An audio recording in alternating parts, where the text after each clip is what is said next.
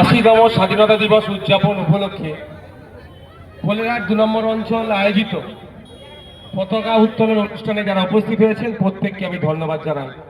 সাথে সাথে আপামার দেশবাসীকে স্বাধীনতা দিবসের শুভেচ্ছা ও ভালোবাসা জানাই।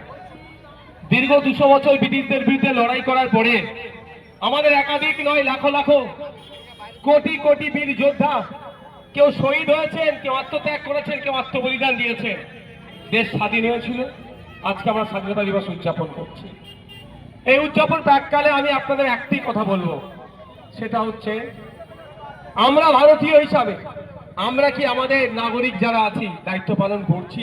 একটু ভাবতে হবে। সরকার তো ভুল করছে বলে সরকারের আমরা সমালোচনা করছি, করব, কিন্তু আমি নাগরিক, আমারও দায়িত্ব আছে। দেশের জন্য, রাজ্যের জন্য, ভাঙনের জন্য আমার দায়িত্ব আছে। আমি কি পালন করছি সেটা আমাদেরকে একটু ভাবতে হবে।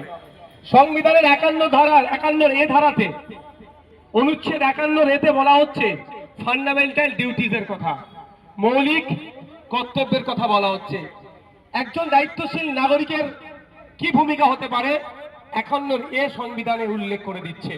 তাই আমি অনুরোধ আপনাদের কাছে, যেমন আমি দাবি করবো আমার পেটে খিদে খাবার দাও, আমার মাথায় ছাদ নেই ছাদের ব্যবস্থা করো, আমার বাচ্চাটা স্কুলে যাবে তার পড়াশোনার ব্যবস্থা করো, ঠিক সাথে সাথে আমি নাগরিক, আমার দেশ কি করে ভালো থাকবে, আমার বাংলা কি করে ভালো থাকবে, আমাদের ভাঙন কি করে ভালো থাকবে, এটাও দেখার কর্তব্যের মধ্যে আমাদেরও পড়ছে।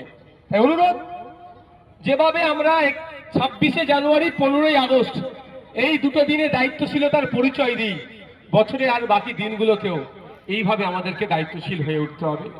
আপনি কি ধর্ম পালন করবেন, কি প্রচার করবেন, প্রচার করবেন, আর্টিকেল 25 সেখানে অলরেডি বলে দিয়েছে। আপনি কোন পার্টি করবেন না করবেন, কাকে ভোট দেবেন না দেবেন, সেখানেও সংবিধান নির্দেশ দিয়েছে। অর্থাৎ আপনার স্বাধীনতা দিয়েছে।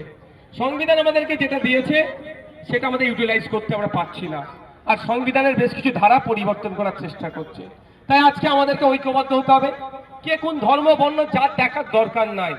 ব্রিটিশদেরকে তাড়াবার জন্য যখন ঐক্যবদ্ধ হয়েছিল, আবার এই সংবিধানের উপর যারা আক্রমণ করতে চেষ্টা করছে তাদেরকে তাড়াবার জন্য ঐক্যবদ্ধ হতে হবে। সংবিধানকে বাঁচাতে হবে, দেশকে বাঁচাতে হবে, ভোটাধিকার ফিরিয়ে নিয়ে আসতে হবে।